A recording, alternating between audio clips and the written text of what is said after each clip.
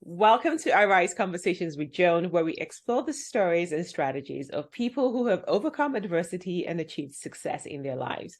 My name is Joan Nwosu, and I'm the award-winning author of the book IRise, The 10 Secrets to Getting Up When Life Knocks You Down. Today, we have a fabulous, very special guest, Coré S. She is a seasoned corporate attorney, a Grammy-winning artist, an author, and a certified life coach. She's on a mission to empower professional women to step outside the box and into their purpose without sacrificing their passions. She has created several empowering programs, and her autobiographical one-woman show and biopic, A Woman Evolves, has touched the hearts of many women from different backgrounds, resonating with their personal journeys. She's here to share her story and insights on how women can thrive in their careers while also pursuing their passions. Welcome, Coré, to the show. Thank you so much, Joan. I'm so excited to be here. Thank you for having me. Such a pleasure. Okay, so tell us a little bit about your journey, because you have come a long way. You've done a lot of things, but if you were to summarize what your experience has been, what your journey has been, tell us. We want to hear.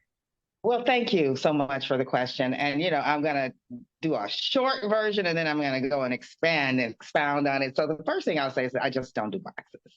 I do not do boxes. So for as long as I can remember, music has been a very, very important part of my life. I came from a legacy of music. My mother was on Stax Records, produced by the late great Isaac Hayes. My father my father hailed from a family of quartet singers, gospel heavy and gospel, and they passed their legacy down to me and my siblings. And so I had the wonderful opportunity to travel as a featured vocalist with the Grammy-winning Sounds of Blackness, and that was an amazing, amazing journey. But I also, as a young girl, I think around 14 years old, aspired to the practice of law. Because to me, I saw law as a means to help build consensus, to build community, and to change lives. And through my young eyes, that's how I saw myself making a difference. But as you can imagine, going through both of those careers, there would be some struggle. For many years, I vacillated between whether to pursue music or law. I was touring the world, and I thought, oh my God, I'm supposed to be practicing law. When I was practicing law, I was like, oh my God, I'm supposed to be on tour.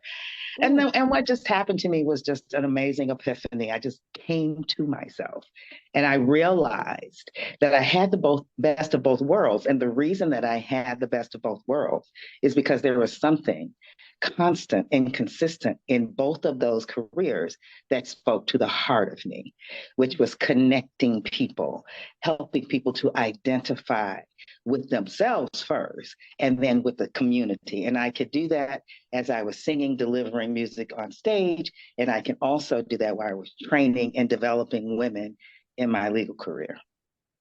Wow, that is phenomenal, and I think that is something amazing story. By the way, so jealous, amazing I know. story.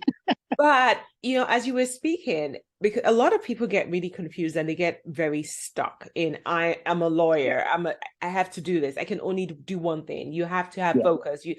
That's what we've been told. But you were able to connect the dots and really find a commonality in everything that you do. And you were lucky at a very young age, or maybe because you were born into a family of musicians, you were able to tap into that passion and talent of yours. And then at a very young age, at 14, you knew you wanted to be a lawyer. Some people at age 40 is still like, yeah, I don't quite know what it is that I want to do. But you said something. Joan, you know what it's about, really? It's just about finding your strength. Exactly. And once you realize what your strength is, you realize that your strength has many arms and legs. I mean, culturally, particularly in corporate America, we are encouraged to do one thing, and to do that thing well. But when you are really tapped into your strengths, you'll find that it reaches many things, many industries, many types of careers. And you just have to really come to know who you are and what it is that gives you, purpose, what makes you want to get up in the morning. And for me, it wasn't, I love music. I love the melody of music. I love writing music. But what the real issue with music, as well as with my leadership role when I was in corporate America, is the people, connecting with people and helping them see the greatest part of themselves. And I can do that whether I'm doing it through music, whether I'm doing it through law. And the important part of that is being able to see yourself in what you're doing. And then once you do that, you find multiple ways to be who you are. Yeah. Okay. And I think that's where the whole, women empowerment comes from, for Yeah. women to be able to identify themselves, see themselves, the best version of themselves, and really go after it. Yes. Why is it so important for women? Because again, we do come from a history of where women were told, first of all, we were seen and not heard, and then we're kind of told what to do. A woman's place is here, a woman's place is there. And so we've grown up not really knowing who we are, or feeling that we have permission to go find out who we are. So for women who maybe they've gone through life now and they think it's late, it's like they're in their 40s or their 50s and they still haven't found themselves, they don't feel empowered, they're waiting for someone else to come and empower them or give them permission to go find themselves. How can they shift from that mindset and really step into what you're talking about today, really knowing yourselves?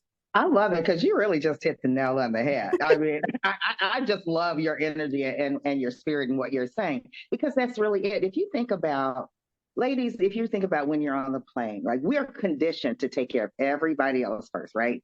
We take care of bosses, team members, colleagues, children, parents. And then when we're just about to pass out, we have like 5 seconds left for us. And what real good, right, can we be to ourselves, let alone anyone else, if we haven't really tapped in to what makes us happy? Because we are so strong, we can change the world, but we cannot do that if we're constantly sacrificing who we are for someone else's version of what they think we should be.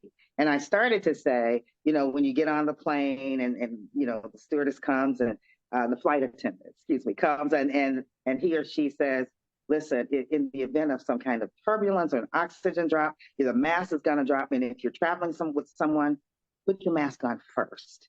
And it's so counterintuitive to what we normally do. We're going to put there someone else's. And the reason for that, it took me some time to get it, is because I can't really help the person that's sitting by me if I am not fully invested in who I am. And if I'm not fully invested in who I am, then I'm not really happy. And that's why it's important for us to do that. And how we do that is we really stop and think about what you're doing today. Are you doing that thing because someone expects you to do that thing? Are you doing that thing because you think that ties you to a certain amount of money?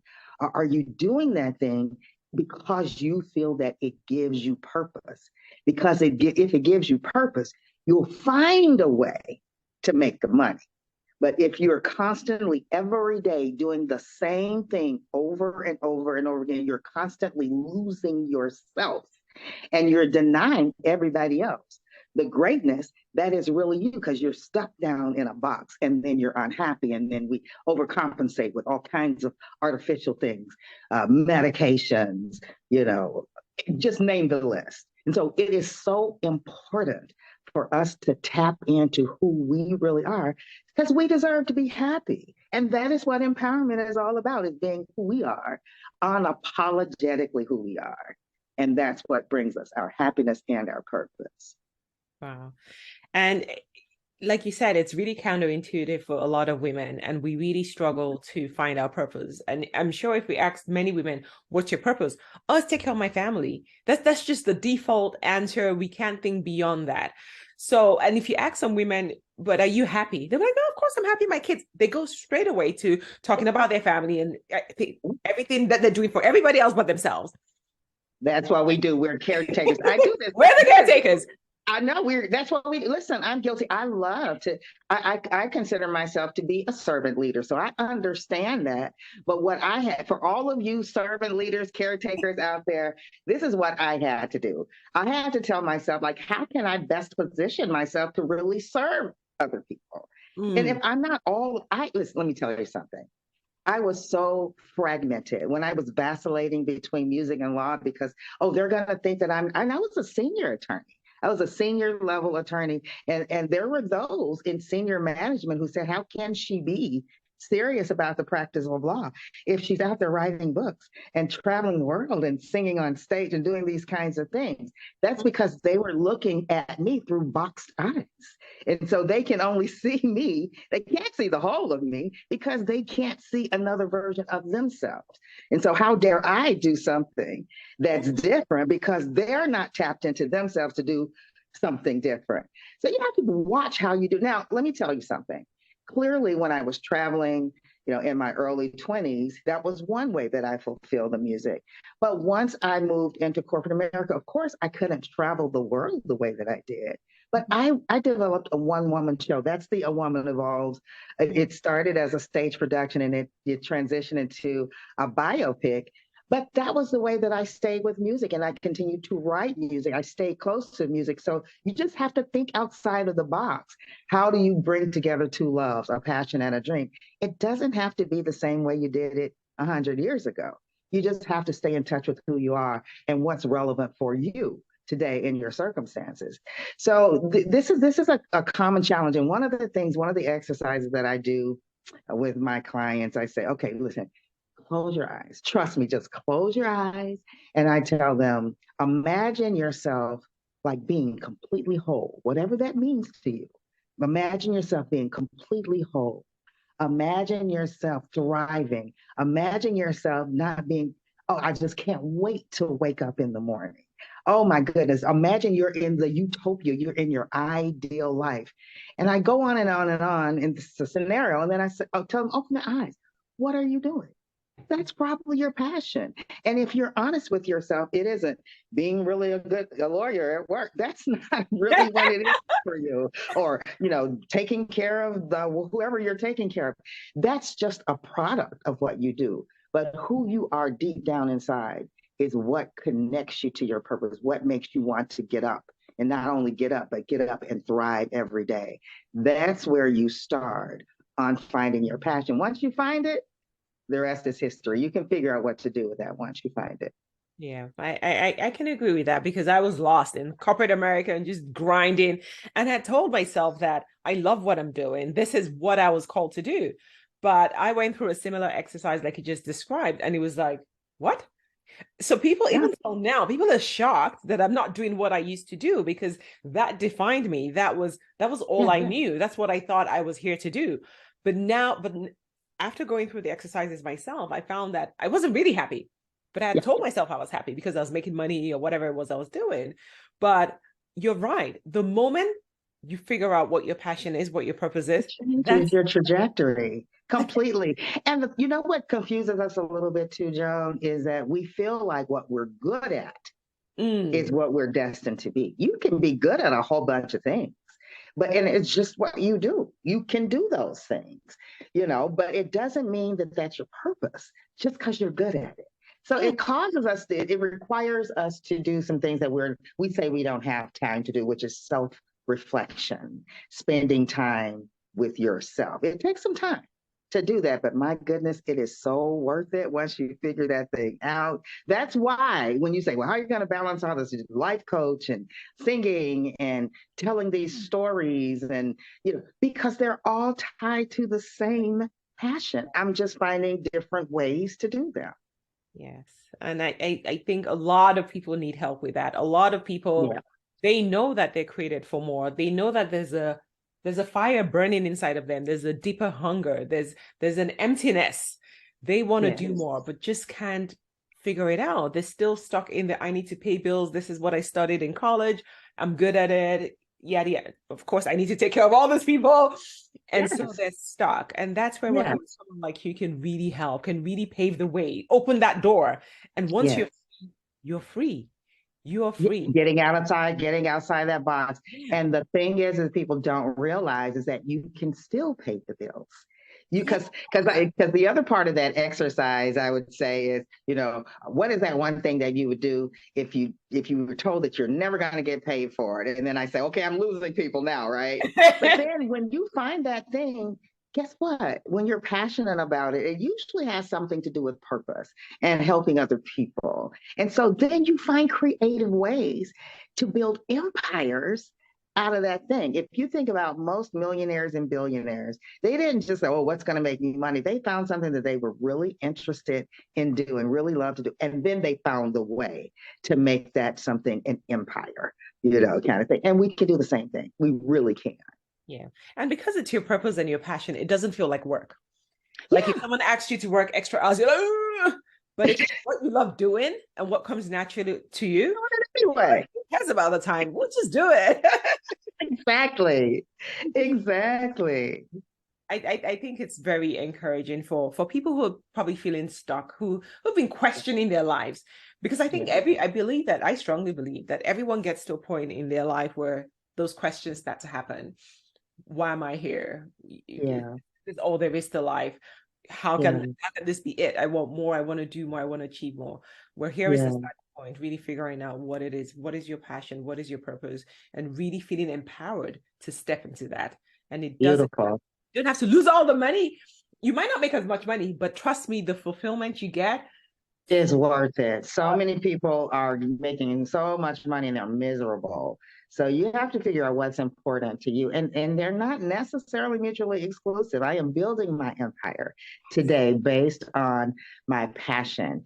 And it will far exceed the great money that I was making in corporate America once upon a time. And something else I want to tell to your wonderful listening audience is don't get yourself stuck in another box finding your purpose. Remember, we are all evolving. So just because you had this passion or this thing at 25, now you think you're obligated to stick with it.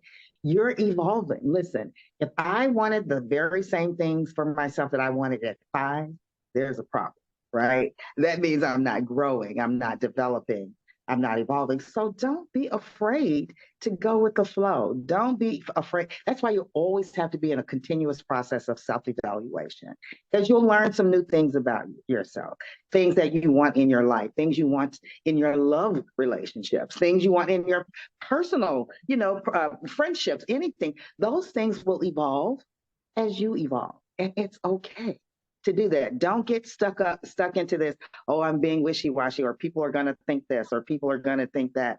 Listen, the power in perception is knowing which perceptions matter. Then you figure out how to manage those.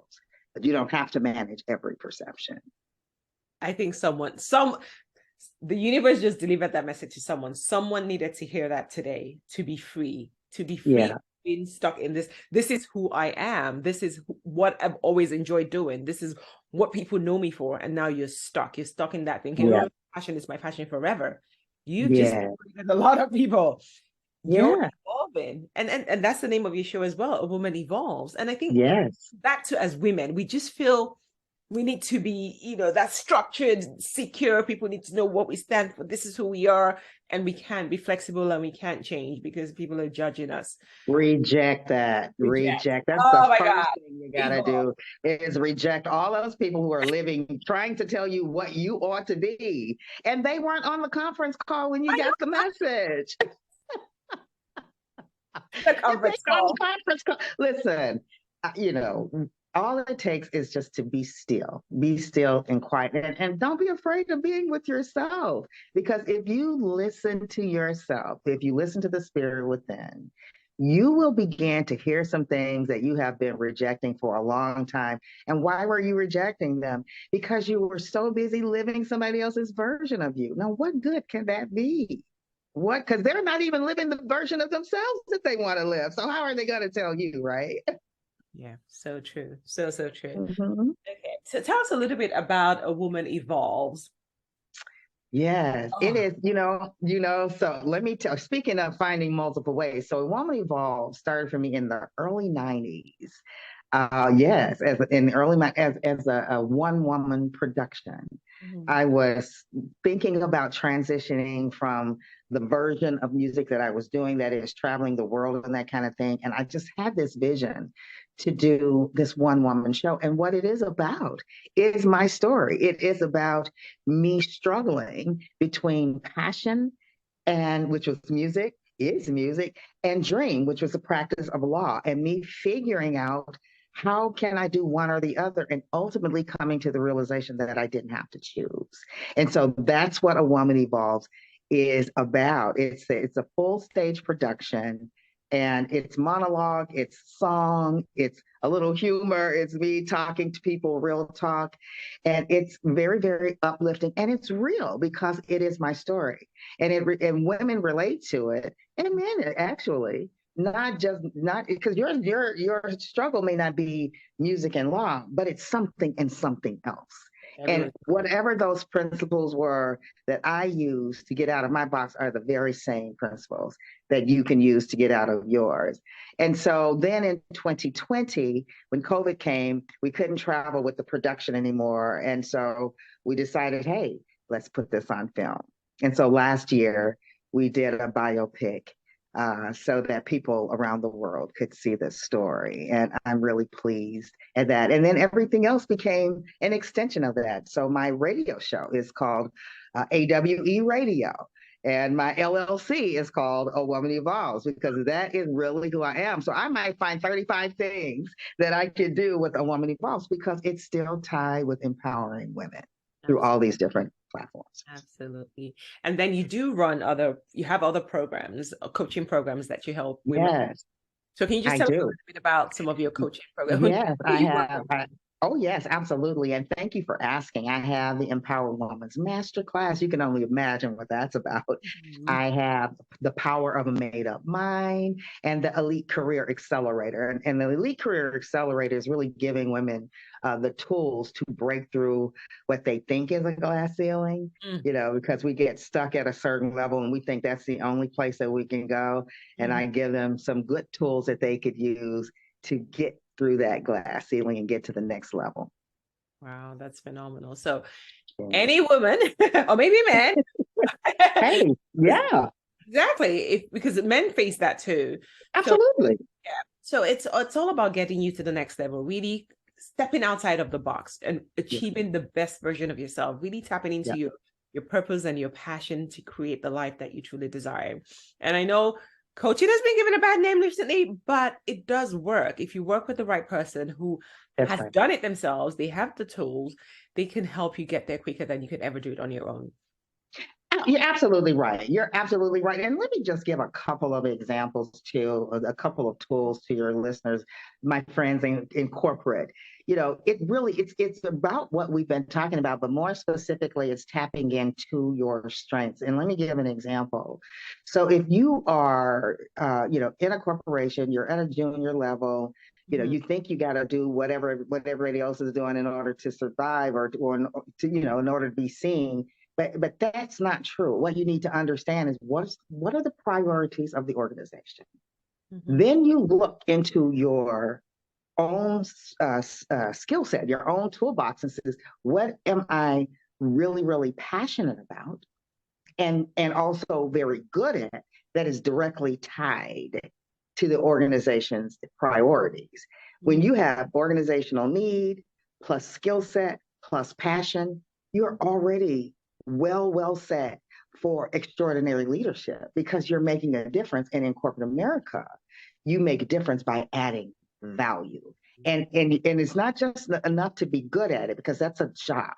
But if it's also tied to something in you that's passion, then now you're in a career, and that's where you have longevity. Yeah. And so that's that's one of the, and it is not about figuring out what you're bad at and getting better at. It's figuring out what you're good at, what you love, and getting better at that. It's tapping into your strengths. And let me just flip that for the organizations. If anybody in management is listening, we mess up a lot because we hire for diversity. And then we find ourselves kind of organically managing for similarity. So why are we asking for diversity of thought? And then we get in, and I measure your greatness by how much you act like me. We make a mistake. And then we start doing whole development plans around fixing what you're not doing right. And that's how organizations lose diverse talent. And you lose it to other companies who are allowing their managers to focus on strengths. and not weaknesses. Hmm.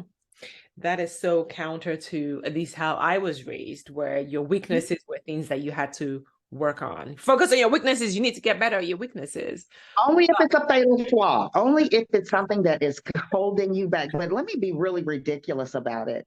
Listen, if you are bad at basket weaving, and nothing in your development plan, nothing in the company's goals have anything at all to do with basket weaving. Why are we focusing on that for here? Why are we focusing on that? And think about it, as many reviews, performance reviews as you've had in your career. You know how we do. We're perfectionists. We hear, oh, you're great at this, you're great at, you can use a little work on this. And we forget about all the things we're great at. And then our mind goes immediately to what can we fix? And instead of looking at what is it that I'm great at that is directly tied to the priorities of the company, you know, or to my division or to my department. And it's a mindset shift. And we really have to do that in order to succeed and get to the next level. And let me also say, relationship building is extremely, authentic relationship building is extremely important. Nobody is going to move you through with your head down, thinking that you're going to get discovered because you're so great at what you do. Look up and build relationships and use those strengths and let people see the value that you are adding. That's how you stay if you want to stay in the organization. That's what you have to say. And one more piece, you didn't ask me this, but that's what you brought me on here, so you got to let me say. One more thing is, if you have been in your company and you have not sought out, you don't have to call me, but you have not sought out a mentor, a sponsor, a coach, someone to help you navigate, to put your voice in a room when you don't even know those rooms exist. And every day, you're doing everything you can. You've already spoken to people, and for some reason you just can't see yourself there, or it's just that the environment doesn't speak to you. Sometimes the answer is a new environment. Sometimes that's the answer. So I could go on, but let me tell you that before we leave here, I'm going to give you and your audience some information where they can go and get a free gift from me. I want you to have it for free. It's 7 things you can do today to get unstuck and change your professional and personal trajectory. So I'm going to give you some information before we close so that people can go out there and get it. That is awesome, because I do think that a lot of people are stuck. But now I want to go back to a couple of things that you said. So we talked about focusing on your strengths. So that's easy to understand. Stop focusing on your weaknesses. Look at the company's objectives and see how your strengths tie into that to create value. Easy. But a lot of us don't do it, but there you go. The second thing you talked about was relationships and building relationships. And it's tough for women. And I speak for myself and a lot of women who we're constantly down. Our heads are down. We're not able to be up there, to be seen. We don't know how to toot our own horns. We don't speak about ourselves. If someone says, "Oh, that was amazing," like, "No, that was not a big deal. Yeah, it didn't take me that long. I didn't do too much work on it." That's how we're conditioned and wired. But I hear you saying that, no, you need to make sure that your name is being mentioned in those rooms. You need to know that those rooms do exist. You need to have the right sponsors, the right partnerships, the right relationships where people can move forward. What are some tips? Because I know, I speak from personal experience, and a lot of women that I know are just not wired that way. They feel uncomfortable. How can they get unstuck? Is that doing? It's true. No, and it's true, ladies. I don't want us like Joan and I, like we woke up like this. It's been a journey, because I was also one of those women who felt like, well, I don't want to brag. And, oh, I don't want to, but change your mindset. Communicate what you're doing in a way that it serves the company. So don't say, I'm this, I'm great, I'm this. Say, I know that the company's goals or the department's goals or the organization's goals are this. And this is what I was able to do to further those goals. Don't make it about you. Make it about the value that you're adding. That's what people are going to remember. They're not going to remember you're so great initially. They're going to remember, especially like your immediate manager. They're going to remember how you helped them and meet the goal and how you made them look good. And let me tell you something else. In the beginning, as you're building those relationships, because especially with your manager, you have to build trust. Don't get so hung up and say, hey, make sure they say it was me. Your manager knows. Your manager and all of her colleagues know, or his colleagues know, that as you work on building that trust, to let that manager know that you're not a threat, but you're here to help her or him meet the needs of the organization. And now, if you know everything, you have some bad apples and everything. So sometimes, you might have to play it a little bit differently. But it's about building relationships. And when we think about building relationships, it's really about building trust, whether it's a client, whether it's a partnership with, a colleague. And then when you're interviewing and you're going for that management role, think holistically. Like if someone says, "Hey, have you ever managed?" We go, "Oh, well, I didn't have any direct reports, so no, I didn't manage." Hold on. Were you in charge of a project? Did you have to engage all of those people on the project and select people to do certain jobs because of their skill sets? It's called management, my friends. Yeah. It's called management. So it's thinking more broadly. We do so much more than we give ourselves credit for. Absolutely. That's one thing. The other thing is, if you're newer to the organization, or if you've been in an organization and you're stuck, get you a mentor. Pick someone that you admire, someone that you've seen navigate the same kind of environment that you've been trying to navigate, and let that person help you navigate that corporate maze, if you will. And then the third thing I would say is position yourself for sponsorship. Because in my experience, mentors are selected by you, but sponsors select you. Nobody wants to invest in you unless they see that you're consistently making a difference, consistently adding value, all those things that we talked about before. But treat yourself like the CEO of your life. All of us CEOs have boards of directors, don't we? And they all serve a different purpose. And after a period of time, guess what? They change. We move and get another set of boards. So that's just what sometimes it just seems like it's so complicated because we think, well, if I just, stick my head down and stay out of trouble, they're gonna find me and I'm gonna be discovered. That happens once in a blue moon, but you have to be active in your trajectory, and you have to surround yourself with people that you can trust and that are going to help you advance your trajectory. Okay. And some of those people may be outside as well, outside the organization as well, like a coach. Like a coach, exactly. Like a coach. Very, everyone needs multiple coaches. Forget one coach. Yes, absolutely. Absolutely. Yeah, absolutely. Okay, so now I know that we've talked about purpose, we've talked about the corporate career, we've talked about how women evolve, we've talked about different things, your programs, things that can help women move forward. So for a lot of women, like for me, when I started to step out of my corporate job and was starting to do other things that I was passionate about, I got a lot of backlash. Like even the organization where I worked was like, what the hell do you think you're doing? Why are you all over the place on the internet? Your social media is all, this is a corporate job. It's similar to what you were saying. While in the law firm, it was like, how is she all over the place, traveling and singing and performing? How can women, and I'm sticking to women because women are the ones who really struggle with this. That's my audience. How can we balance this? How can we not become shy? Because a lot of people, you venture out, that happens, and you're like, okay, I'm just gonna go crawl back into my corporate job, just go back into hiding. I don't need this. Yeah, no, I definitely understand that. And in full transparency, like I was in my last corporate job for 19 years.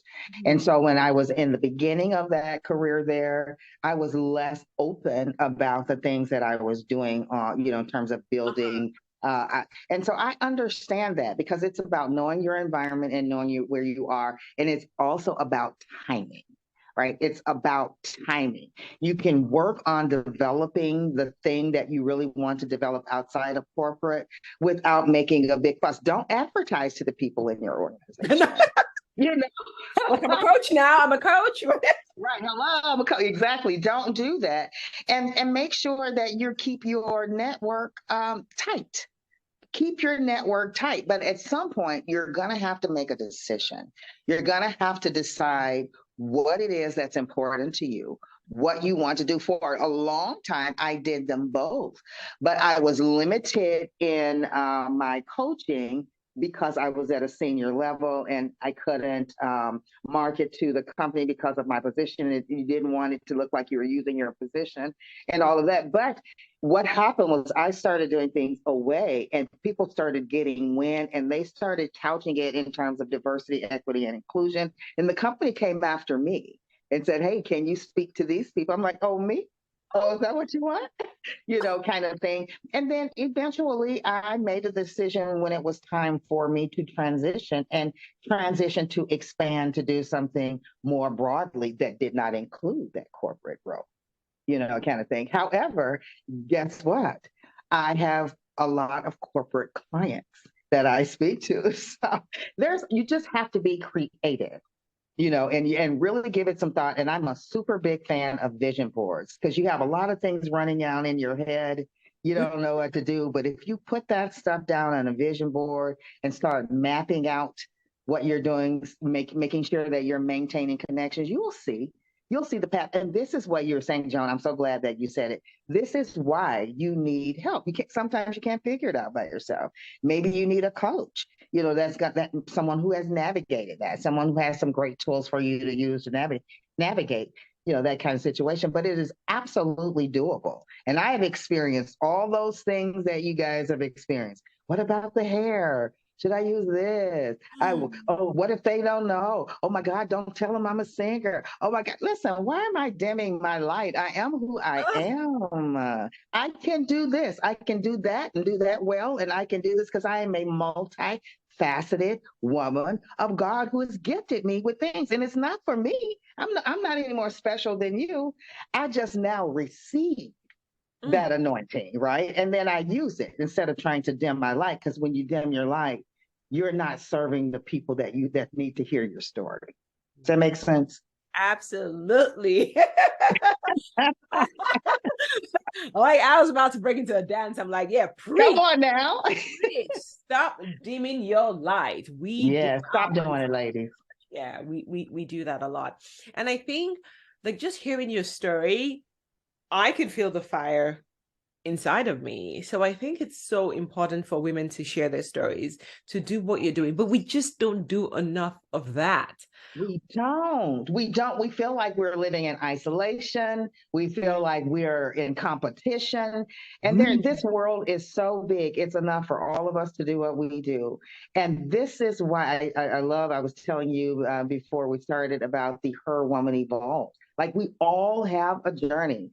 And I have this series on my AWE radio show called Her Woman Evolves. And we're talking to women from all over India, South Africa, obviously the United States, Canada. And what we're finding in each one of those stories is, a head nodding. Oh, yeah. I understand. And it's so important for us to connect with each other and tell our stories, not only to preserve our legacies and to have our own healing, but to reach back and get that other woman who has not yet gone through what you're going through, but is on her way there and can learn a lesson that you had to struggle to learn because she's heard your story. That's part of our journey. And that's part of our journey in corporate as well. When you're in the seat of power, open the door for another sister who's coming through there, because that's part of your evolution, right? And that's part of your empowerment by empowering other people. So yes, you are so right, Joan. It is so important for us to share our stories with each other, because together we are stronger than. We are definitely stronger. And I really hope, as I'm super encouraged today, I hope that everyone who's listening, you're feeling that fire burning inside of you. Maybe you felt I'm alone. No one knows my story. They don't know what I've been through. Trust me, we're all going through something. It might not be exactly the same, but it's very similar. And there are people who have gone ahead. There are people who have figured it out. You can tell that. You don't have to make the same mistakes anymore. You don't have to feel like, okay, well, my family doesn't get me. No, there are other people outside that get you. There's a community of people who are willing to support you, be there for you, guide you. And like he said, when you get there, open the door for someone else. Because I think Girl, you said it. Oh my God. I know why this audience loves you now. Look at all these jewels and nuggets that you're imparting. And I love that what you said about family, and by family doesn't mean, because family is sometimes by birth and sometimes family is chosen. So let's just broaden our thinking. Let's just get out of the box, period, on things. Don't be limited.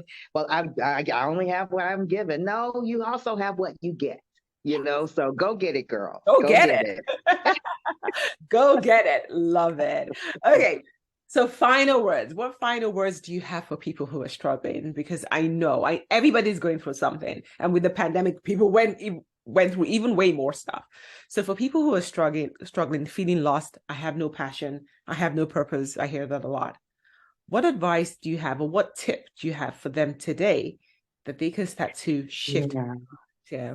Yeah, it's a lot of what we've said already, but one thing for sure is to just stop. I love to say, just stop wherever you are and first smell the roses.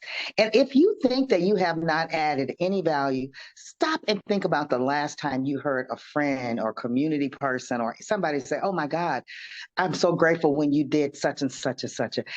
That's something, that's a strength. If you find that there's somebody that's constantly telling you, you have three people that are telling you the same thing about the value that you add to their life, and you're thinking, "Oh, that's nothing. That's just what I do." That's because that's what you're passionate about, girl. That's what you're good at. Right. And just because someone doesn't see it in another environment, that might not be your environment. But I'm here to tell you, if you just stop and reflect, stop and think about those things we were talking about, Joan and I, about what is it that moves you? What is it that you dream about? What is it that if nothing required anything, any money or whatever, you just were able to do it because it just gets you out of the bed and it helps somebody else? Think about that thing and how you can apply that thing to your current situation or change your situation and do the thing. Have some courage, because I'm here to tell you all, you are stronger than your sorrow. You are stronger than any box that anybody tried to put you in. You are stronger than any limitation that people are falsely telling you is the case. There's strength, and there is strength in numbers. Connect to another sister and share your story. You'd be surprised at the doors that will open up, and not only the doors, but the mindset that will open up inside of you. Wow, amazing, amazing. Thank you so, so much. Wow. Oh Thank my you. God. A powerful show by a powerful woman. Thank you so much for being here with us. I feel fully inspired, and I really believe that your message has touched a lot of people today, a lot of women who have been feeling stuck. And I will share your details in the show notes. And I want to encourage everybody out there who's listening, if this resonates with you, you're feeling stuck, there is help available. Reach out, get started, because life can definitely be better. We are better than our sorrow, our story, our limiting beliefs. We can do way more. There's power in numbers. It's on. No boxes. We're getting rid of the boxes. I love this No woman. boxes. No. Congratulations, audience, for having this woman here. She's amazing. And Joan, if you'll let me, I promise that I would tell people where they could go to get that 7 things you can do today to get unstuck. Yes. Please go to C like Candy, ORES like Sam, Cotton, COTTON.com. It's 7 things you can do to get unstuck. And get on my mailing list, y'all. I want to keep y'all in the loop so we can take this journey together. And guess what? Surprise, surprise. I'm not going to tell you, I'm going to let her tell you, but we're going to have a certain host on our show coming up real soon. I'm not calling any names, but I think you know who she is. I think we can guess. Thank you so much. This is so much fun. So many nuggets. Yeah. Thank you for sharing with us today. Really appreciate your time. To my listeners, well, I'm sure you're full. I'm very full today. And I really pray and hope that your life becomes better. I really hope that you feel empowered. You can take the steps that you need to have an amazing life. Thank you so much, Coré, for being here with us today. Look forward to being on your show. Yes. Yes, very soon. Let's share some stories. Yes, ma'am. Yes, thank you so much, Joan. This is amazing. All right. Have a great week, everyone. See you same time next week on IRise Conversations with Joan.